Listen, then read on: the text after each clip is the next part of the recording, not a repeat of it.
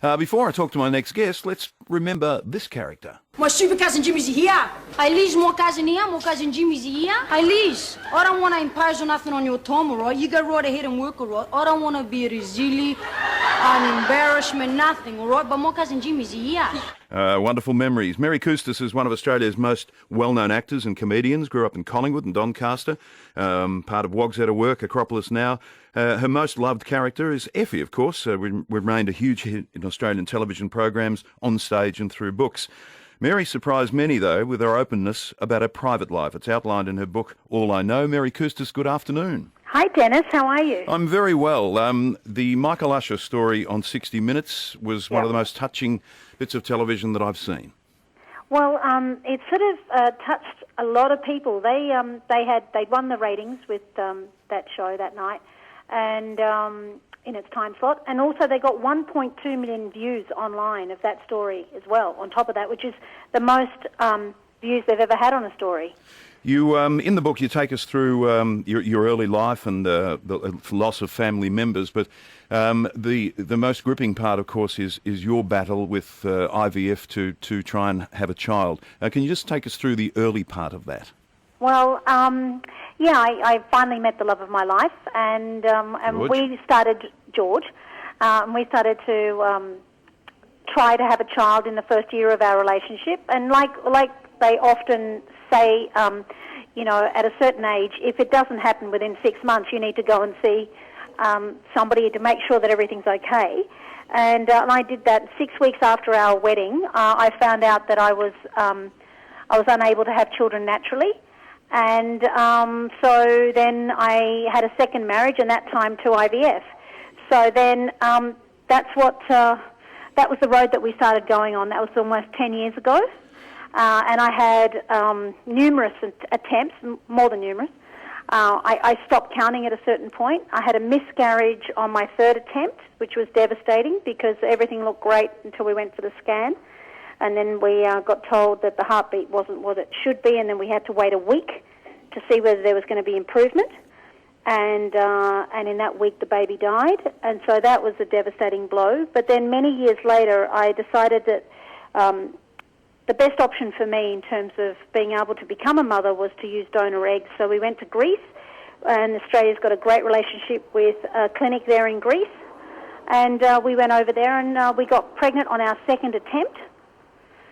And we got told we were having twins at the scan, at the 7-week scan, and at the 9-week scan we found out we were having triplets, which was very complicated physically. And at that point, you were advised that you were going to have to abort the twins, abort two. Yeah, because there was the egg had split. That was the act of nature or God or whatever, but it wasn't to do with IVF. One of the eggs had split into two, and the twins were sharing the same utilities, and that put them in a high-risk category of twin-to-twin transfusion. And so 5 doctors later, they all came to the same conclusion separately, and that was that we should reduce the twins because they were the highest risk, and then and we were at risk of jeopardising the singleton and my health, and on it went. And so that was a very, very difficult week. And so we reduced the twins in order to save the singleton, and then my waters broke at 21 weeks in the pregnancy with my daughter Stevie. And so 2 weeks after that, I went into labour, and Stevie was stillborn. It's an incredible story and a very touching one. You've written in the book, living with grief is easier than living with the fear of it. Yeah. Excuse my overzealous dog. That's okay. Yeah, it is, because I think people don't know... it's a funny thing. I think the imagination is often our enemy. And I think we imagine that we can't cope with things that are a part of life, sadly, devastating things. But what we also underestimate is our need to survive and how robust we can be at times, especially under immense pressure. That's been proven in history throughout all the different hardships that human beings have had to endure. And I thought I would go insane at the prospect of facing what I eventually faced, and I was surprised at how I survived it and relatively unscathed, heartbroken, but I don't think to the point where it changed the way I looked at the world. I didn't feel marginalised by it. I didn't feel ostracised by it. I reached out, and that really helped me. I reached out towards all the professionals that I'd encountered throughout, that period, and I had a great doctor, and he put a great grief counsellor around me. I have incredible friendships that I lent on, and a great husband and family, and I got through it. Completely heartbroken, but I survived it somehow. Your relationship with George, was it tested during all this time? I instinctively knew, and I think this had a big part of how I fell in love with him. I instinctively knew that I could lean on him and vice versa. We'd both, I knew in the first date that he'd encountered something similar to me. He lost his only sibling when she was 31 to lung cancer. She'd never smoked, and they were incredibly close. So I sort of instinctively knew that he'd understood the bigger issues in life, a bit like I had with my dad's death. Mm-hmm. So I think I chose a man to be with forever that I knew would be good under pressure, and sadly, I've proven to myself that I am good under pressure. So I think there's a mutual leaning on, and we were definitely galvanised by the experience. I say in the book, I would have preferred to have been drunk on happiness than to be intoxicated by grief, but you can't control what life dishes out. You can hopefully only control how you choose to problem solve once you're faced with these immense problems. And there are people out there that can help.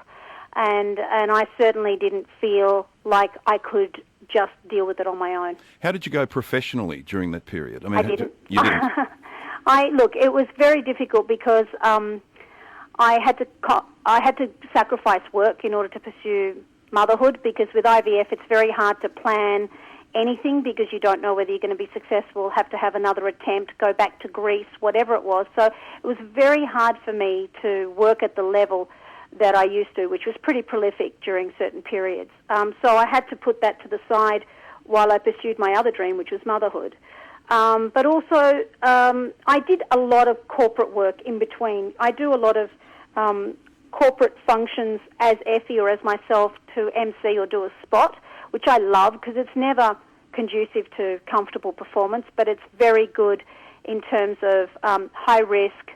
And once you've done a bit of it, you become accustomed to having to, perform well under difficult conditions. And so I did a lot of that sort of stuff because that's only a one-off thing, and I could plan that, but I certainly couldn't plan a television series or a theatre season. The good news, the most beautiful outcome now is that you're expecting in December.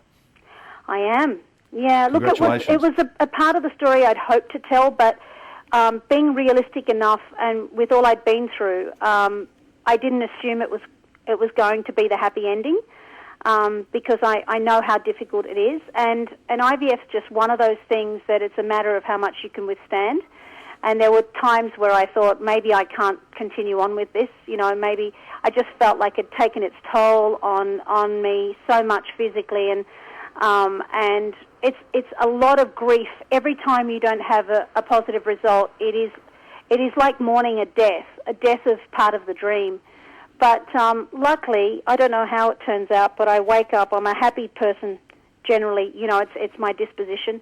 And I suppose I'm a fighter, just being the child of a migrant couple. I don't know what it is, but I sort of don't give up easily at all. Well, I'm glad you don't, and the book is wonderful. All I Know, Mary Coustas, thanks for being with us this afternoon. Thank you, Dennis. Bye, gorgeous. Lovely to talk to you.